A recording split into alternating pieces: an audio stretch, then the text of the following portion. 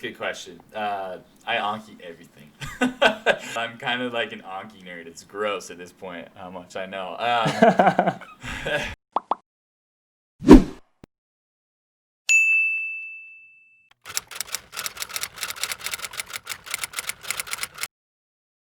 Hi Nick, how are you?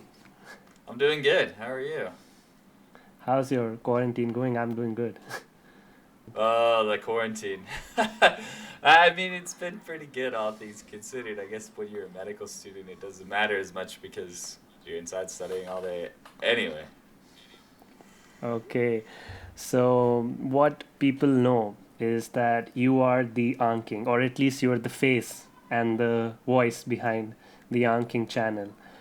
So I'm guessing you're using Anki from a pretty long time, and you're like a pro, a very experienced with the platform.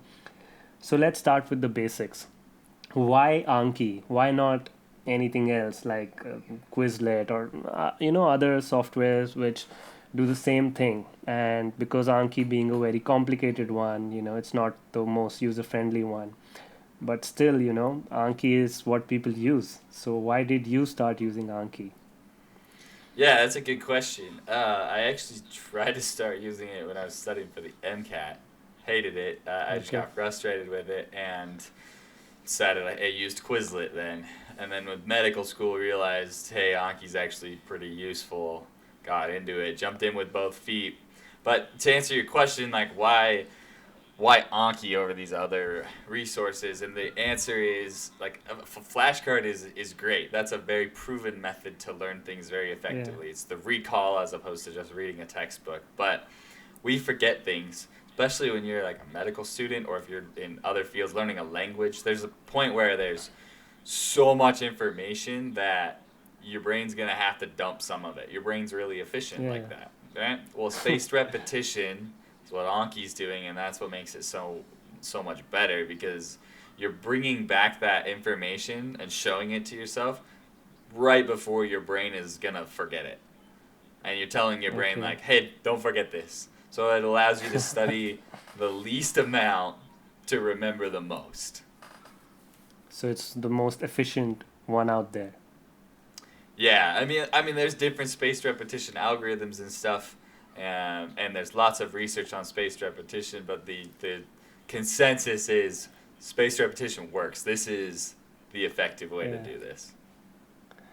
Okay, so I get your point. Spaced repetition works. But what if, I'm a guy and I got to know about Anki. I found this Anking channel, but pretty late. My exam's in a month or in a few weeks. Will this Anki software be beneficial for me, or should I just stick to my classic methods instead? That's a good question. I like to tell people I separate the learning process into three phases. For you, the first is the learning phase, where you're actually like Okay. acquiring this information. You've got to connect the dots. You got to understand the why. Like, why is this why it is? There's a few cases like if you're just memorizing a language, then it's not as important. But like when you put in the Yeah. grammar together and stuff like that, you got to understand the why. Anki is the middle phase, which is remember. So you've learned it, now you got to remember it long term. That's where Anki's going to really excel.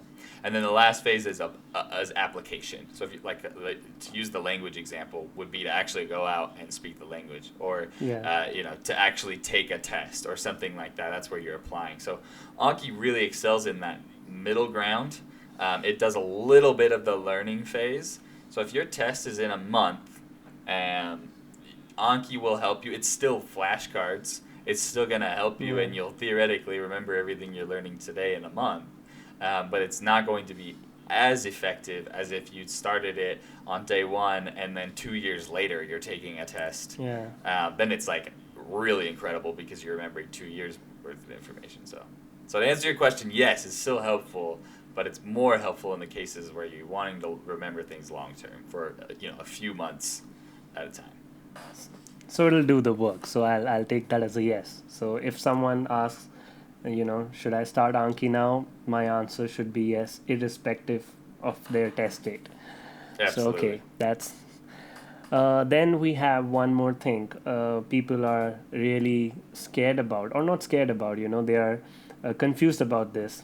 We have these awesome pre-made decks, the Zanki, the Anking, the I don't know what all.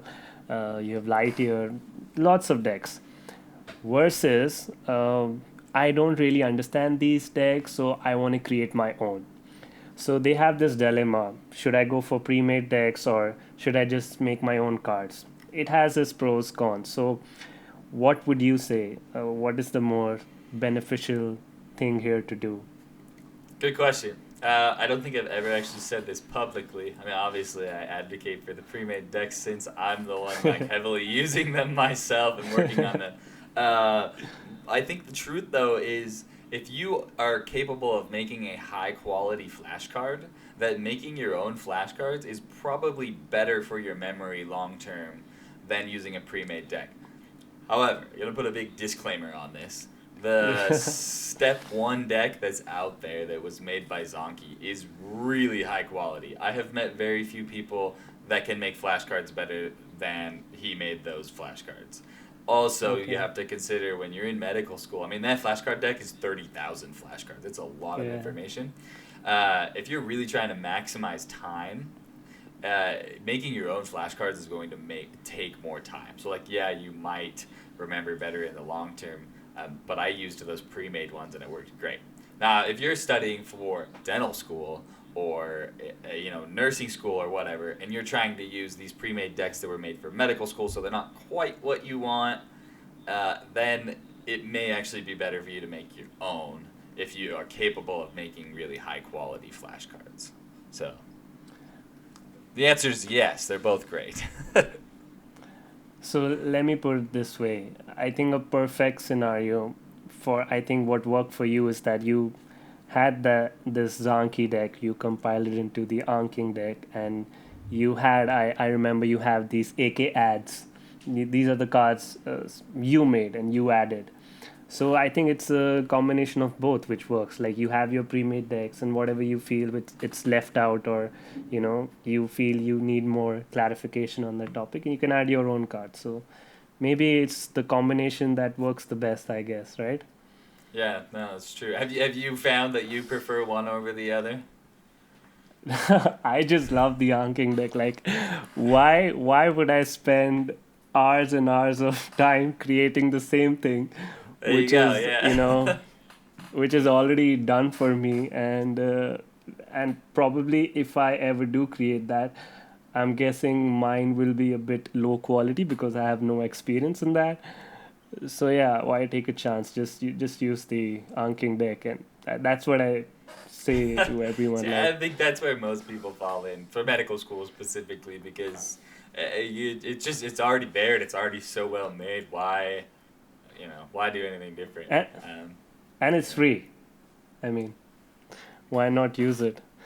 Okay, so for example, pre-made decks just don't click for me, and I still decide to make my own cards.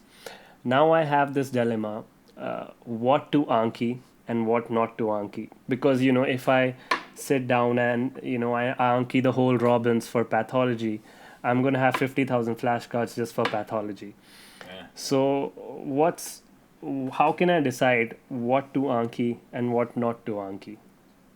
That's a good question. I Anki everything. And I think that so when I started, and I tell all the first years this when I do a little session with them when we start school, just start using it. Just start doing it. And I guarantee at first you are going to make too many flashcards. Just know that up front. Yeah. And be ready to suspend them. Like liberally suspend flashcards if you're like, wow, that was a bad flashcard. Why did I make that? Or like, why am I remembering this random protein that phosphorylates something else, right? Like you just have to learn, and I think you learn pretty quickly what your professors are going to test. You start doing practice questions. You start learning what's important, what's not. But where I think Anki is really going to excel, I think the physiology stuff it helps, Yeah. but that's more big picture and understanding. Whereas pathology, you just got to remember it. I mean, there's so many diseases that are named after 3 or 4 old white males, right? That you just you just got to remember their names to remember that disease. And nobody likes doing it, but it's just how it is. So I think that my advice in that regard is just try it. Just start using it. You'll figure it out pretty quick. So first start, anking everything, and then you'll see what to anki. You'll figure it out, what to anki, what not to anki. Yeah. Okay, so that's this. And one more thing is, that this is a personal question as well as, people ask this, and I'm sure you've answered this 100 times. So Anki, we all know it's great for remembering stuff, but Anki gives you that popcorn information, like because it's randomized. First question, first flashcard I get about some random pathology, and then I'm going to pharmacology, and then going back to different topics. So I have this popcorn information in my mind. I remember all the stuff, but it's not consolidated. So how can I retain that bigger picture which I need to categorize things in my mind and not just remember the small information? So how can I do that? Good question. Yeah, this is one that we get all the time. It's the big dilemma, and we usually point people towards, there's the 20 rules of learning that's on the Super Memo webpage, which they're the ones that designed the algorithm for Anki, right? And they really talk about, for flashcards, you have to break it down to it's the minimal principle policy, right? You got to make it as small, as short, and sweet as possible. But like you said, you get this popcorn of information. My solution to that was, like I said, there's the learning phase, the remembering phase, and the applying phase. In the learning phase, everything's together. You've got the big picture, you're connecting the dots. In the remembering phase, it's going to be scattered. But then you're going to bring it back together in the application phase. And so that's why I think all 3 things are important. You can't just Anki and expect to learn a new language fluently. You can't just use Anki and expect to do really well in medicine. You have to go apply it somehow. So I tell people, when you're doing that big picture, if you need to get on a whiteboard, what I did when I was learning all the different white blood cell disorders and leukemias and stuff, I had this picture of this massive whiteboard, and I had drawn out every single one of them and arrows in between the 2 of them, and this one develops into this one, and this one, whatever. And I screenshotted that, and then I just batch edited it into all of my white blood cell flashcards. So that time, every time I did one fact that was isolated from the other 500 facts on white blood cells, I had my big picture that connected everything. If I needed to go back and be like, wait a second, where does that fit into the big picture? And then I went and did practice questions to even further solidify that. So that's the key. I think if you just remember there's 3 phases of learning, don't skip one, you're going to do well. I think the people who have the problem are skipping it. I think I do the same, because whenever there's a pathoma card in the Anking deck, I have my annotated pathoma pictures in the pathoma section batch edited on that video. So, whenever, because pathology is you have to remember this and that, and mostly your understanding is from your physiology part. Yeah. So that helps me really, keep the bigger picture. I was coming to that part, that I have that pathoma screenshot right under that pathoma card. So okay, that answers the question. So let's divide it into 3 phases, as you said. Okay, now that I have done everything, I've been following your tips. We've divided my study plan into 3 phases, and now it's getting a bit overwhelming. I am getting 500, 600 cards daily, or even more.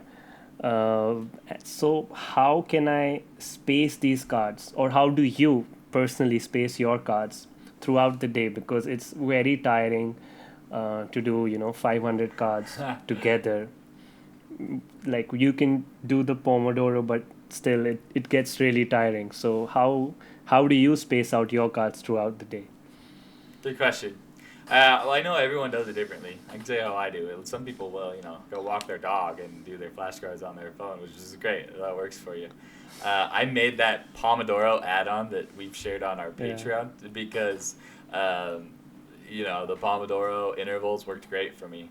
What I would do, so right now I'm doing like 80 flashcards a day because I'm in the clinics, so it's significantly less than Lucky. when I was Lucky studying you. for step one. But when I was doing step one, yeah, that was the 500-600 reviews a day, and it is exhausting. But I would get up every morning. First thing, sometimes I'd eat breakfast first, sometimes not. I would do a timer, 25 minutes, solid focused work, and I would get up early too. That was another thing. My phone was off. Nobody was emailing me. Nobody was texting me. My phone was off. 25 minutes of just doing my flashcards, and definitely get a game controller. If you don't have a game controller, like, you're missing out on the highlight of Anki. I have this. Exactly. I have the Yes. small Yes. one. That one. Yep.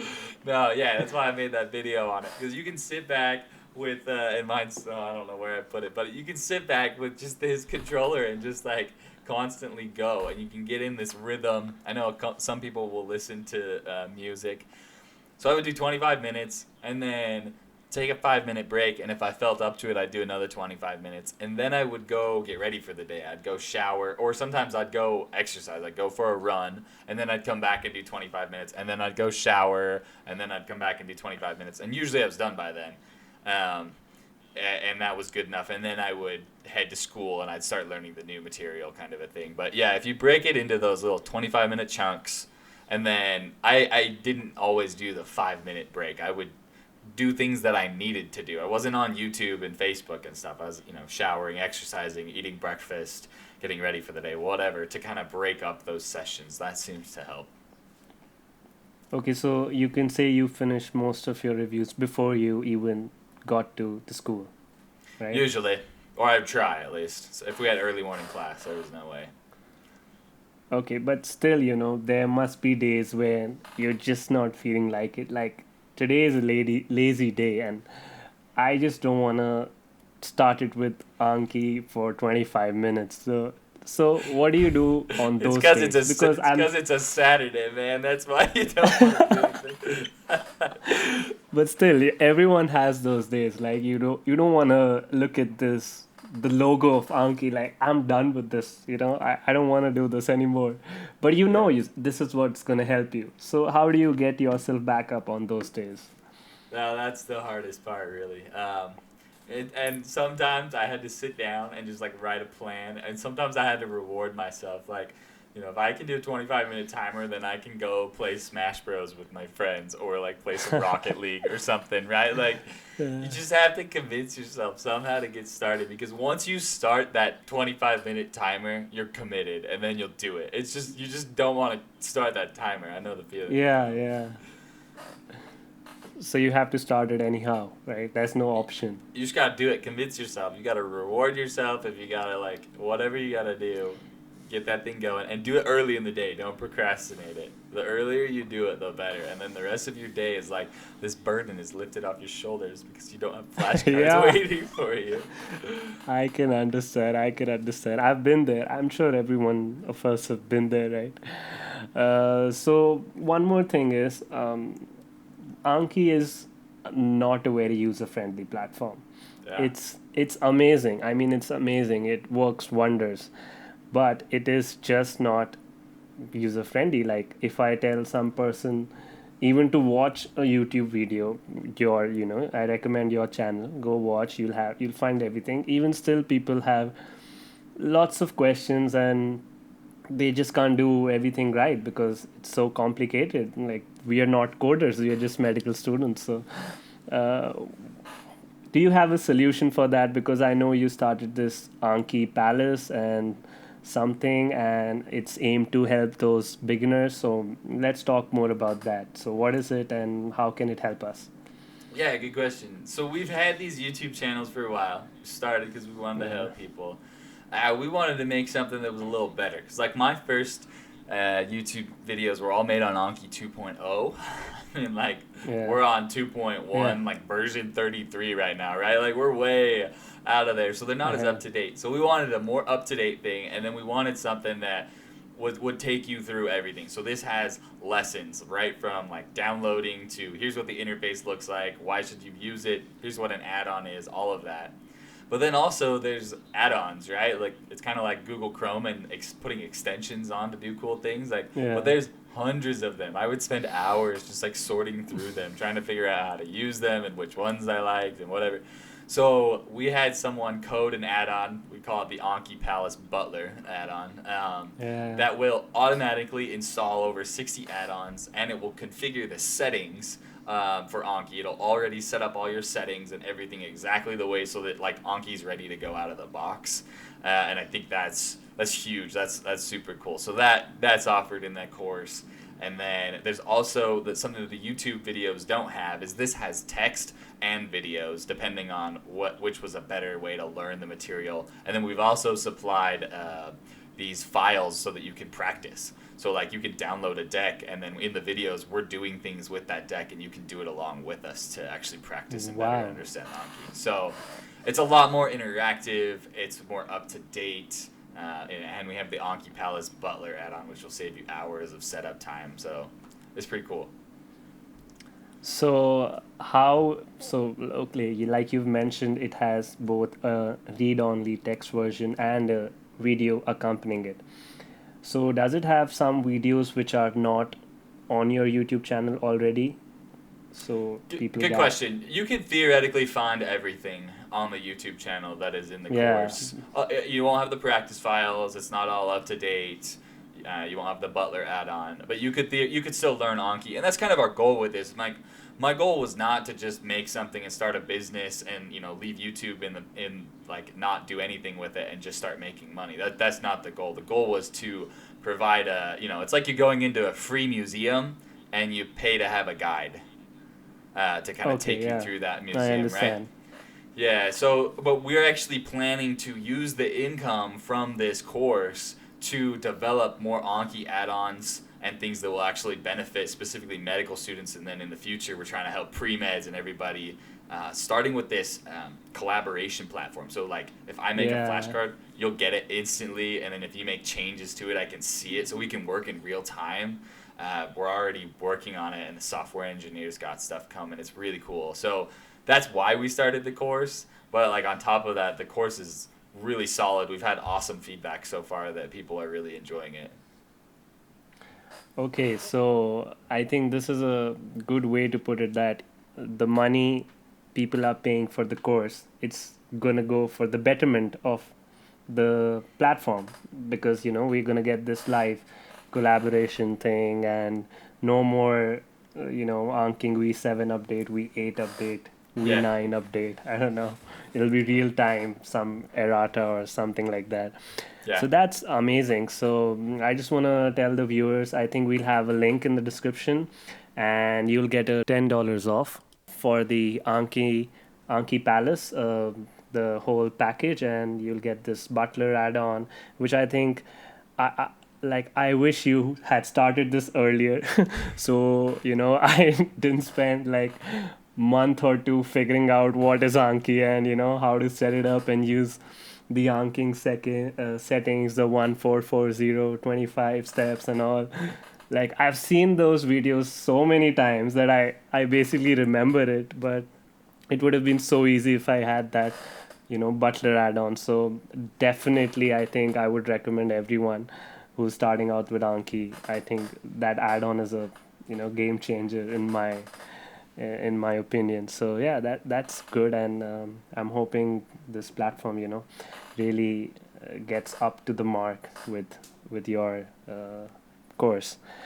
So talking about add-ons, the Butler add-on and everything, I know you have a video already, install 40 plus add-ons in a few seconds and stuff like that. But if you had to narrow down it to 5 essential add-ons that you just cannot live without, just on the top of your head, what would be those 5 add-ons? Good question.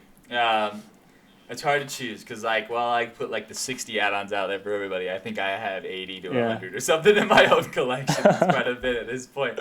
But I'm kind of like an Anki nerd. It's gross at this point how much I know. The ones that I absolutely love, image occlusion for sure is amazing. If you're making anatomy flashcards and stuff. that add-on is awesome. You couldn't do without it. The Rememorize add-on is so powerful, and I wish I'd known earlier, because you can move cards around. If you're super busy one day, Yeah. you can take those cards and randomly spread them over the next week or what. I mean, there's just unlimited potential with that add-on. So yeah, that is definitely like top of my list. I'm I trying think to you think of can the use that add-on when you don't feel like doing your cards on that lazy day. Maybe this add-on, is a must.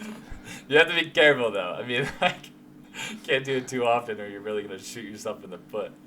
But yeah, no, it's a very powerful add-on, and I really like that one. Special fields is one that the average user's not going to use, but for me, it's been huge because I've been able to get this huge collaborative effort. In fact, I mean, you've been a part of Yeah, it, of which is course. awesome, which is cool Yeah. to get like all these people from around the world working together to update and improve this deck for all medical students, and that has been incredible. I think we've got a Slack group chat. I think we have almost 100 people in Yeah. there right now. They all have different skills. Some are coders. Some are just will sit down and just tag videos to help other people. Yeah. Yeah, really cool that add-on kind of brought us all together. Just And that has updated massively. Like, I knew what it was before, and now it's just like a button, update settings and stuff like that. I think that's, again, I think you were a part of, updating it, if I'm yeah, not wrong, right? yeah, Yeah, that add-on has, really changed the game. What it yeah, was before, you had to make that deck newer and stuff like that. Now you don't have to do that anymore. So yeah, yeah. No, that's absolutely. a must. I agree. Another one that I So two love. more. This may not be for the general public again, but Better Tags. Gonna give a little plug for our friend Glutamate. He's amazing. Yeah. He helps me out a ton. And I actually had the opportunity to meet him in Germany, which is cool. But Yeah. that add-on is really cool. If you're dragging and dropping tags around, renaming them, I like to add the colors and stuff. That's one of my favorite add-ons as well. And then the last one, man, that's a pretty big tie. There's all sorts of other, the other 70 plus add-ons that I have. Sometimes I just I coded it myself, so that's probably why I like it. But the custom background add-on where you can just get rid of Yeah. that dull look that Anki has, and like I'll turn it into a beach scene or something like that. I don't know. It's nice to have something different to look at every day. Yeah, of course, I agree. And you've updated it that, it still comes on the flashcard screen as well now, right? Your Yeah. background picture. Yeah. So just to confirm, in your 5 add-ons, you haven't mentioned the AMBOSS add-on. You haven't mentioned the batch edit add-on. You only gave me 5. I mean, that's why I said 5. I'm gonna tie all the other 60 add-ons I have. I love Yeah. the image resizer add-on is incredible. Yeah. There's now a new one that lets you like actually draw on the images. It's incredible. Oh, wow. Yeah, the AMBOSS add-on is incredible. I'm actually alpha testing the next update right now, which is super Yeah. exciting, and they're a great company to work with. Glutamate has all sorts of other really cool add-ons.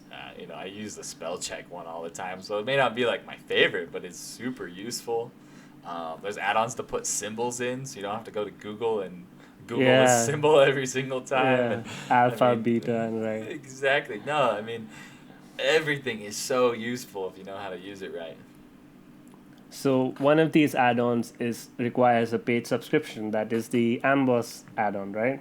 Yeah. So would you recommend it to someone just for that purpose, like just to get the AMBOSS add-on? Like, this person has everything, doesn't need the AMBOSS library, even though I know it's pretty amazing. But would you recommend anyone to get the AMBOSS subscription just for this Anki add-on? Good question. It's kind of expensive if you're just gonna do that. Yeah. I mean, if you're Yeah. gonna pay for it, I would think you'd want to use their practice bank. You are kind of using their knowledge library through using the add-on. And I really like that, especially if you're gonna use Step 2 flashcards, because you kind of just learn material from the flashcards instead of having videos to watch like you did in Step 1.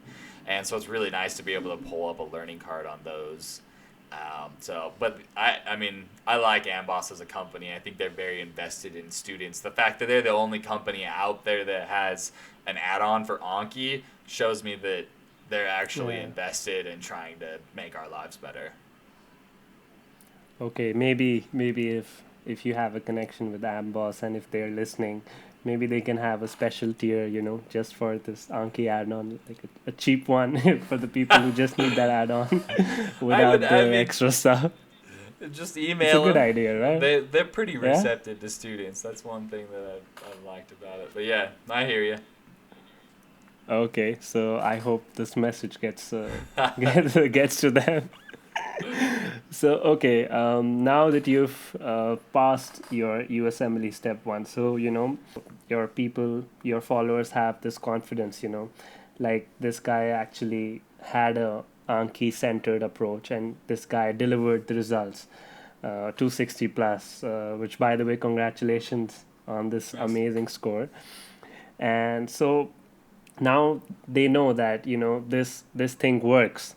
So now people kind of look forward to whatever you say. If you say I use this for my step one, people are tend to follow that and use that approach. So now you have a voice.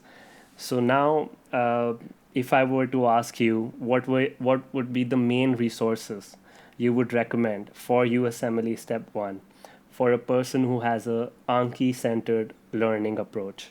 So what would be your main resources? Good question. So I personally used mostly Pathoma, Boards and Beyond, and Sketchy. If I were to go back now, I would still use Pathoma. That is like my favorite resource, hands down. And yeah, it's awesome. I think I would actually consider shying away from Boards and Beyond and Sketchy and just using Physeo because they have all of it. They have the sketches and everything, and I like them more as a company. I think they're more interested and invested in students. I know them personally. They're actually a couple years Yeah. ahead of me at my school, but I know that they are trying not to rip students off. They're trying to create a good resource, similar to what Pat Thelma does. That resource is amazing, and it's like one of the cheapest ones out there. So Yeah. yeah, I think that's what I would use, and you'd be more or less comprehensive along with Anki. And then I would use question banks. I would probably recommend using both AMBOSS and UWorld. I think they both have their strengths, and both would be worth using. But like I know in your reaction, or not the reaction, the result reveal video, you talked about how you didn't finish UWorld, and because of the pandemic and stuff, and Yeah. your dates got shifted. So but you can still say UWorld is the gold, and people always tend to compare, should I use the AMBOSS or just UWorld is enough. So what's your say on that? I, my answer is you don't want just one. I Yeah. mean, you Okay. want both. You want two separate question banks. I would be using one all throughout the year and then one kind of been dedicated. And I recommend people use AMBOSS throughout the year. Also for the reason that you get the AMBOSS add-on access, you get all of the knowledge Yeah. learning cards, things like that. But then UWorld, AMBOSS, I feel like prepares you really well, in terms of like those hard questions and thinking around outside of the box and stuff. Whereas UWorld looks like the exam. So AMBOSS is gonna stretch you. UWorld's gonna just look just like what you're gonna take, and that's why I think it's probably better to put UWorld closer to the end when you're actually gonna take the real thing, but use AMBOSS to get a really solid foundation. Because my average when I started UWorld was already pretty high. It never changed. Over Yeah. 65% of UWorld, I think I actually went down 1 or 2% on my average, but it really wasn't changing, and that's because I already had such a solid foundation. Okay, so one more question I got when I asked people. This is one of the newer questions. I think you've already answered it, but just let me clear it once again. So, B&B, Boards and Beyonds, and Physeo are two resources which are like a complete package. Yeah. They offer everything there is to step one. Like Pathoma just covers pathology, Sketchy just covers, okay, Sketchy is now branching out, Yeah. but these two resources are pretty complete. So if one was to invest in one, what would you recommend? B&B being a little bit cheaper than Physeo. So what would you recommend? Clothes and Beyonds or Yeah, Physeo good as a question. one complete resource? Physeo, hands down. And my reason would be you can't say Boards and Beyond's a tiny bit cheaper than Physeo because Boards and Beyond doesn't have those like picture mnemonics like Sketchy. You Yeah, I would have to agree. buy Yeah, Sketchy and Boards and Beyond to have that, whereas Physeo, you get that. You get both. yeah, And that's what yeah. I like about them. They're because nobody wants to learn micro and farm by looking at slides. I don't know anyone using the Boards and Beyond micro and farm videos. You're just sitting and staring at a bunch of facts. It's impossible to memorize. Random side effects. Those picture mnemonics seem to work really well for everybody, and so Physeo incorporates that into the videos where you need that. But then in like physiology videos, they're just going to be explaining things. So that's why I think that they're better. But that's not to downplay Boards and Beyond. I used it. I Yeah, of really course. liked it. I think Dr. Ryan does an awesome job. I've worked with Boards and Beyond as a company. I think they're great too. As I should say, I'm not sponsored by any of these companies we're talking about. So, Yeah. and I don't want to like hate on any of Disclaimer. them. Yeah, I used them. Yeah. Obviously, they worked well for me. So, you can't go wrong with any of them. But if I had to go back and do it again, that's what I would do.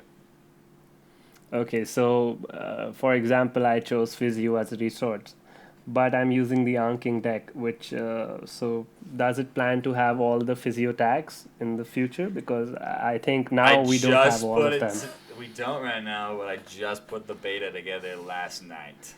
So Yeah. Oh. probably by the time this video is public, the deck will have every Physio video tagged, and you'll also be able to download all of the Physio images for their sketchy mnemonics on their website with your subscription. So, yeah, the deck will work absolutely incredible with along your Physio subscription.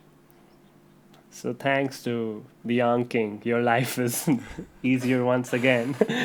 I have to really put it out there though. I mean, Physio had people working on this. I had people working on this. Like I said, we have a Slack group chat with over 100 people. You have Yeah. actually helped out with this. I mean, Yeah. I can't. I mean, I have really, helped out a little bit. I can't take the credit all myself because it truly has been a community effort and it really has been awesome. That's true. So, Okay, so now we've covered that, one resource package question. And now let's jump to a question like, what if you don't, what if you didn't have Anki? What would you have done? How would you have studied? So this is the question maybe will help someone who just doesn't get Anki, even after that Butler add-on, I mean, which you Yeah. should get it. But what would you have done differently if you weren't, didn't have Anki. Yeah. Good question. This may seem completely unrelated. Have you ever heard of the Church of Jesus Christ of Latter-day Saints? A lot of people refer to From it as you. the Mormon Church. Okay, yeah, a lot of From around the you. world, you may see these missionaries. They wear white shirts and ties, or there's the sister missionaries usually dresses, sometimes riding bikes. Well, I did that proselyting Oh. mission my freshman year of college. I left for 2 years and I went to Taiwan, where I learned Wow. Mandarin Chinese. I had to learn to speak that. I did not have Anki. I didn't have access to a computer or anything like that. So the reason I bring this up is because it answers your question. I had 3,000 flashcards of the pictures, like the characters in the Chinese language. And then I had another Uh-huh. couple, 2,000 or 3,000 flashcards of just commonly used phrases. And I kid you not, I had never heard of Anki this time in my life. I did what's called the tunnel method. And I separated all those Okay. flashcards into bunches of 10, and then I wrote on a piece of paper, today I'm going to do set number 1, Whoa. and tomorrow I'm going to do set number 2, and then the next day I'm going to do set number 1 again and set number 3, and then the next day I'm going to do set number 2 and set number 4. So I was doing spaced repetition. I had written it all out. I had paper flashcards. I was doing spaced repetition to learn Mandarin, and it worked. So It worked. you ask, what would I do if I wasn't using Anki? I would use Anki. I mean, it's out there. It's awesome. Spaced repetition's fantastic. Like, everyone in my class that didn't, well, I shouldn't say everyone, most people in my class that didn't start using Anki on day one regretted it at some point when they decided to start using it. And my answer was, you're never too late, just start now. And you'll be glad that you did. But imagine you doing the same thing for those 30,000 flashcards. Oh, yeah. I mean, that would be. Oh, yeah, with paper flashcards, heck no. Okay, that's a commendable job you did there. I mean, hats off to you having this amazing plan. People don't really work that hard just to have that spaced repetition. Anki is definitely a game changer. I agree. Yeah. Okay, so I think we've covered most of the questions. Yeah. So, one thing is, what's the future of the Anking team now that, like, I see you're progressing as you graduate your med school years. Like, you did the step one, now you're coming up with high yield step one tags. You're preparing for the step two. You're having the step two Anking step two deck. So, what's the future looks like of the Anking team, and also personally, what about your future, your plans after med school and stuff like that? Yeah, good question. Um, we are planning to keep expanding and helping in whatever way we possibly can. We really enjoyed it. And so Andrew, who if you go to our about page, you'll see Andrew is on there. He approached me on Reddit. I've never actually met him in person. And we started Yeah. the Anki Palace together. And I realized I was kind of going into, so the third and fourth year of medical school in the United States is significantly busier because you're in the clinics now, right? Yeah. And so I knew I wasn't going to be able to spend, I think I spent like 40 hours on the last deck update trying to put it together for people. And that's just not feasible anymore, right? And so Yeah. I decided I could use my unique position and we could make that we started this online course to raise money because I realized if I had money, I could pay a software engineer to do things, and essentially we could do stuff now that I could never do before. And I realized the best use of my time would be to funnel into that. So for example, the special fields add-on only happened because I had the idea Yeah. and I posted it on Reddit like 5 times and everybody told me it was stupid until somebody in England messaged me and said, hey, I think your add-on's a great idea, let's do it. And he coded it for me, and that began special fields and this whole new generation of deck updates that never happened before, right? Yeah. So I'm thinking I'm going to use my ideas and experience combined with everybody else on the team. There's multiple of us now. We're going to funnel that money in because Anki's open source, right? So people don't donate their free time to code. I'm thinking we can do significant stuff if we have money to just pay a part-time software engineer to do what we want to do. And so that's kind of my hope for the future direction. Now I'm going to keep producing YouTube videos and Instagram tutorials and whatever else I can so that it's free and out there for everybody. And I've talked to Andrew about this, and our plan is to make this as available as possible and only charge money where we have to so that we can pay for the things that we need to pay for. But that way we're not disadvantaging any students. Everybody across the world can be using these resources, and we'll make them as open source as we possibly can. So I'm really excited about the future direction. We just keep growing and expanding, and I had no idea I was going to be here. If you'd asked me 2 years ago, I made 20 videos for my classmates. So, yeah. You asked about myself personally, right? Is that? Yeah. Okay, good question. Yeah. Right now I'm thinking I want to do dermatology. I like a lot of the surgical specialties as well. So I still have about a year to decide what I want to do with my life. I start my derm rotation tomorrow, or not tomorrow, Monday. So anyway, we'll see what goes there, but that's kind of where I'm going with life, and I want to get involved in a lot of humanitarian stuff across the world. That's kind of my true passion. So.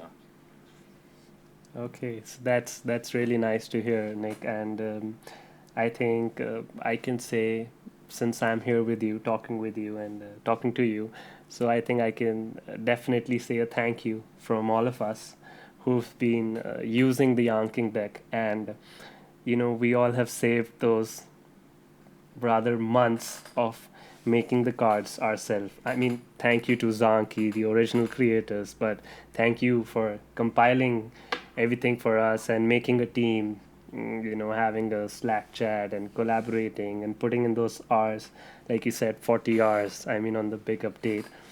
I mean, that takes some effort, and not everyone would do that. So, really, thank you for it and for making our lives easier and for free. I mean, not even charging anything. I mean, for the beginners, I would obviously recommend the Anki Palace and that Butler add-on. But really, thank you from every one of us. Yeah. No, thank you. This is very kind of you. And thanks Yeah. for like getting the word out here, man. Your channel is awesome, and you're getting people converted. I love it.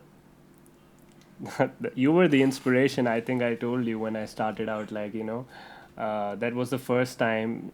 I mean, I'm pretty sure I know there are many other medical students, branching out, having a YouTube channel, having an Instagram page, doing vlogs, everything. But you were the one of the first ones I encountered, and I was like, wow, this guy is awesome. He's in medical school. He's been collaborating with these, making these Anki decks and making out YouTube videos, having a team, Instagram page. I'm like, I really want to do this, and you sometimes you just need an example. If he can do Yeah. it, then I should give it a try. Love it. So yeah, thanks for all the support, and you've been an inspiration to all of us, not just who are in the United States. I mean, everywhere around the world, Yeah. people are using Anki, and much credit goes to the Anki team as a whole. So Yeah. yeah, thank you, and it was great having you on this podcast, and I hope many people can find some value out of your kind tips and words. Yeah. No, thanks for having me, man.